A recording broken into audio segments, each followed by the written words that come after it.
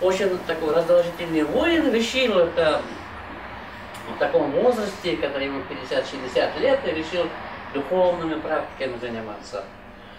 Увлекается, и у него появился такой вопрос, и приходит к мудрецу, говорит: мудрец, говорит, ты все знаешь, скажи мне, где находятся врата ада и врата рая? А мудрец говорит ему: зачем тебе, такому необтесанному мужлану, знать, где находятся врата ада, врата рая? Услышав такой ответ, он же раздражительный был во все время, вытащил меч, занеся над головой, зашипел: старик, сейчас я тебе зарублю.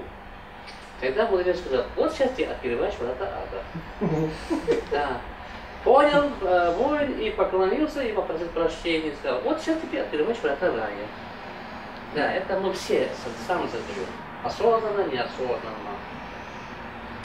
Обычно, да, вот никому не секрет, в последнее время, да, вот последние несколько десятилетий болезнь лечит, а человека самого себя не оправдывало. Тогда вот постепенно и наши врачи тоже постепенно приходят туда. Понимаете, что прежде всего надо душу надо лечить. Прежде чем тело лечить, надо душу лечить. Когда душу мы лечим, много проблем, связанных с здоровьем, автоматически исчезает, организм сам создает, сам устраняет.